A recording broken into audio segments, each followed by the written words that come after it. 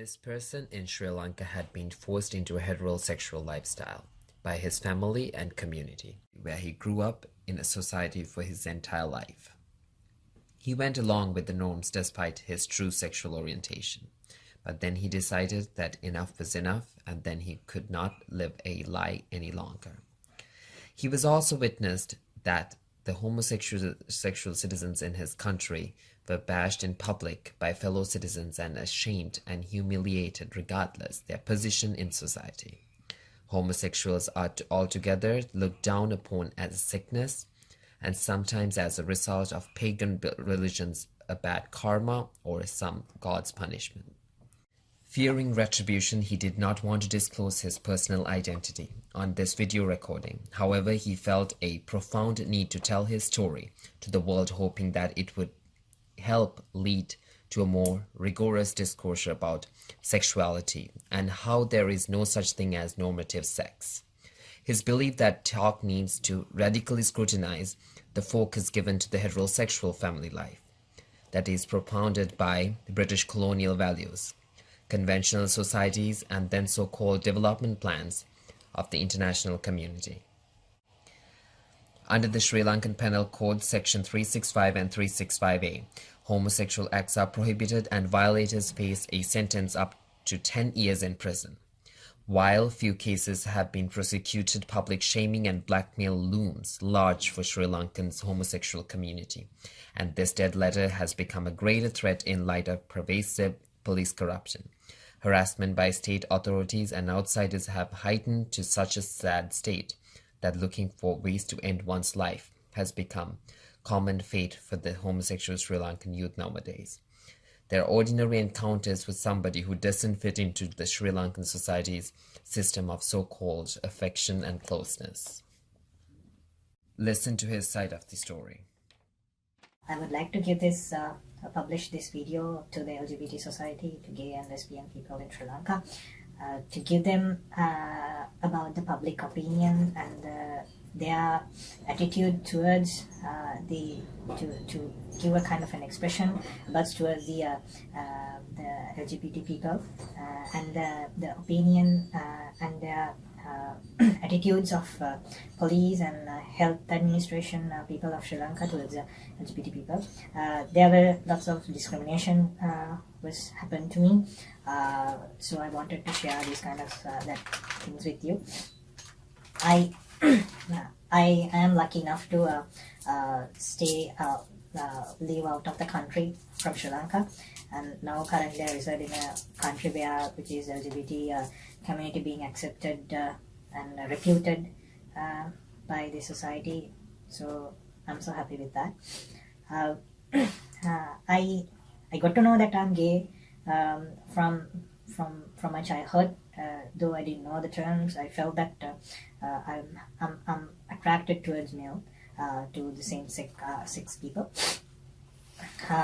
Because of my the way I behave, the way I talk, the way I play with my other colleagues, people say that I'm feminist and I'm kind of like I have lots of girls as friends, but no boys.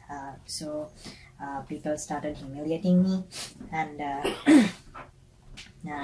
after I got after my scholarship examination, I was in a boys' school, and in that boys' school there were no girls, so I was severely bullied by my friends, male colleagues, and sometimes teachers as well, especially male teachers.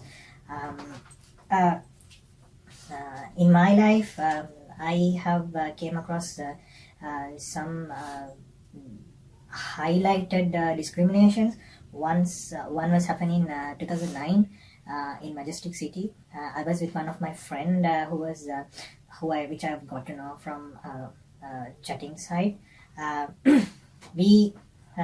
We talked and we were behaved as friends inside Majestic City and Bambalapitiya. And after we had our lunch, we went to restroom, and inside restrooms there were no people, so we were close.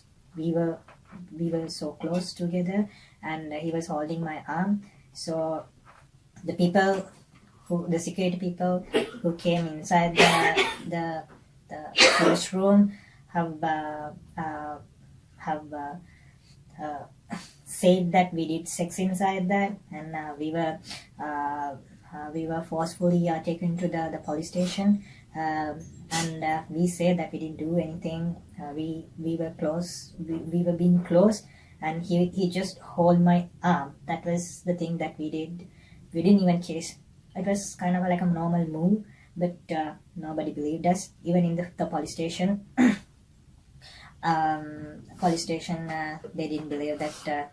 They said that we did something wrong. In that situation, after they caught us inside the toilet, they grabbed us outside the toilet to the corridor, and then people started gathered around us, and then they started blame us. They started beat us as well. So nobody was sympathized us, I think, and we were wounded. Somebody kicked to my thigh, and somebody has beaten to my lips. I think my lip was bleeding, but even after that situation, we were scared to go to the hospital, because then we felt that people would humiliate us in the hospital as well, because in the police station we were severely humiliated, and they even filed a case against us. They humiliated us and let us go. And then in 2015, I was one of my friend. He's gay. He invited me to have a lunch. We went to his apartment, and then we were walking to a restaurant to have a dinner. So then somebody stopped us. By that time, we were holding.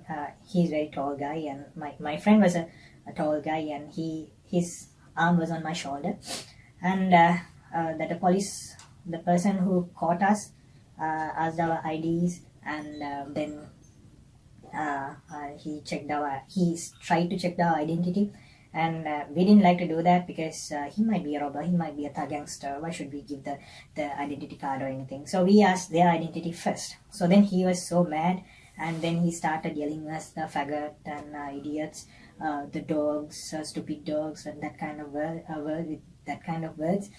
And he showed us his identity. He's from the CID, and he grabbed us into his police vehicle, and he started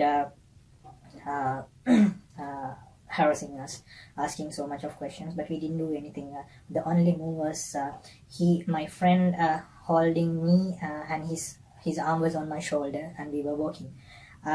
Then he assumed that we were having kind of sex, or we were going to do something bad. He just assumed, but we didn't do anything that kind of thing. But he said that you guys are gay, and so your behavior is very inappropriate.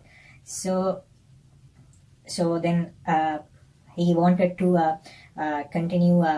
He continued asking questions, and we were so fed up, and he slapped us inside the vehicle, because my friend and I was continued asking questions, and we didn't do anything, but we argued that we didn't do anything wrong. But his argument was we were gays, and our move was bad. It was wrong. But luckily, by that time, there was another policeman. By that time, they received a call to change the station. So the tall policeman who was continuously asking questions wanted to bring us there, but the next policeman who was next to him didn't like to bring us to the next station with us. So he let us go. But he blamed us badly, and he wanted to bring us to the police station, but luckily we survived from that thing. And the third thing was happening in Kandy in 2016 January. It was my first date with my friend, and we went to the town, and he came on his vehicle, his mother's vehicle. After all these, we went to Kandy Lake, Tadamalikawa, and to World Spice Food Center to have our lunch, and after that we went to the vehicle. He wanted to drop me to the bus station. And by that time we were talking each other, and we were holding our hands inside the garage, inside the Candy City Center car park. But by that time I felt that a group of people, young people, came and got into the car which was parked left side of my left side, and we didn't care. And after a few minutes we got to know that they were observing all the things from their side, but we didn't even kiss. We were just talking, holding hands, and then they started hooting us, and they threw something. I think they were having something, and they threw it to us. I think kind of a beverage, and we got angry, and we started blaming him after opening the window. And then the people started hooting us, and then they came out of the car, and they started blaming us, and they ashamed us. Then they came out of the car. We started our car, and we wanted to leave out, but it was too late. They hit our car, and something hit to the rear side of the windscreen, and it was cracked. So then we didn't do anything. We left out of the garage and the car park, and we drove to a police station.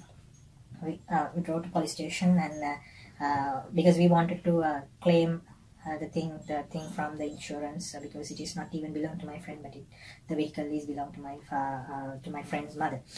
So then from the police station, the person who was investigating our case called to that car park's security, and then the police station, the police officer ordered the security people to investigate the surveillance camera.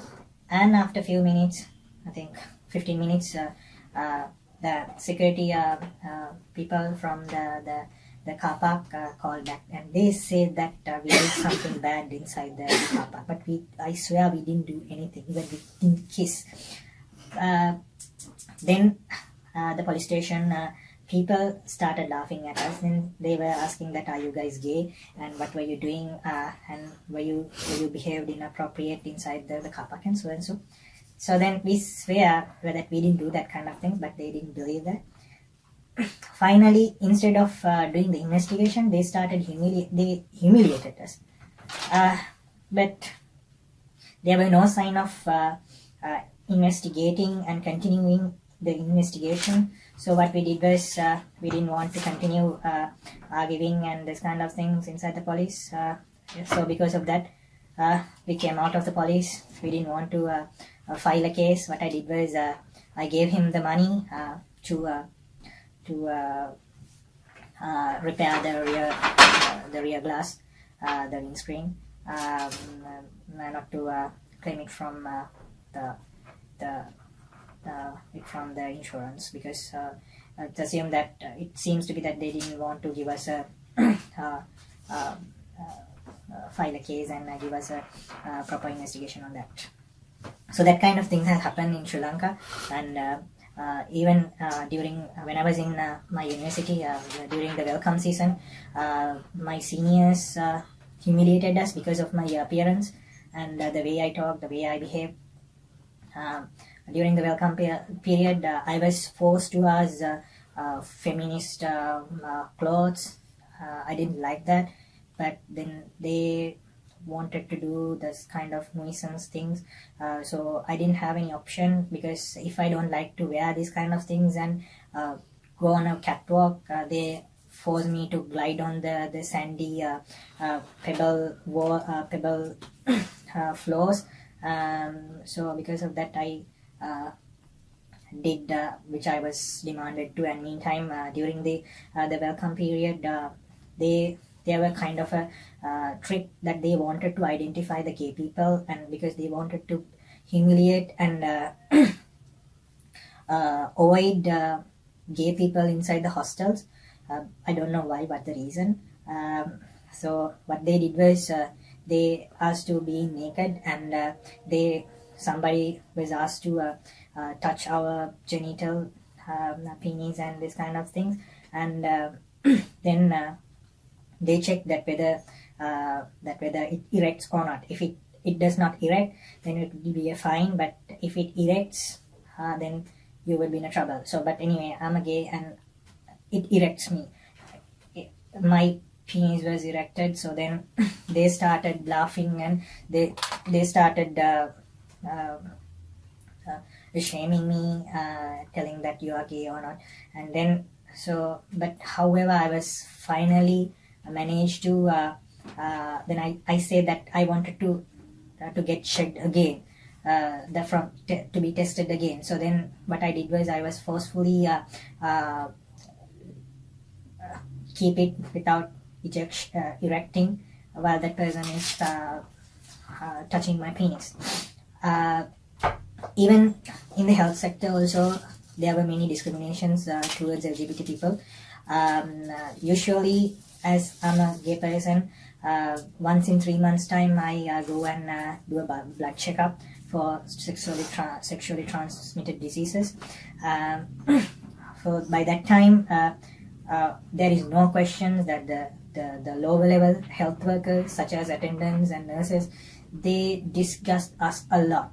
So even they don't like to touch our hand, they don't even like to touch our files as well.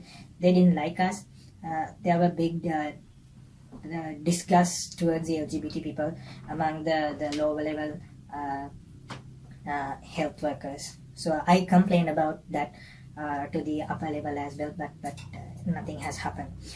And among the upper level administration, such as doctors, some are good, some are really good people, they were good people, but some are not. So in my file, sometimes that in the file it was mentioned that I have done sex with 30 people, 30 men, but with 0 women. So then that is a kind of a fun fact to them, a kind of an amusing fact to them. So then they started asking stupid questions. Why don't you like girls? Why don't you like women? And haven't you ever done any sex? And haven't you even tried? You should try, and that kind of things. So there were some doctors asked me that kind of things. So I was so upset and I was so ashamed after I have met that kind of, when I have met that kind of doctors. So sometimes I didn't feel going to get for this medical checkups as well. I have faced many problems in Sri Lanka. I came out as gay, and I'm open to the society that I'm gay. I came to this country and I didn't want to live out of Sri Lanka because I'm uprooting and come and get stable in another country. I came here because I need my freedom and I need my life as a gay person, because in Sri Lanka there are lots of discriminations. I'm targeting from this video all the society, people who are related to LGBT, and as well as straight people, because your response towards LGBT community is very important to make their life happier and to make the society a better society. Because if you humiliate LGBT people in public, if you humiliate them, if you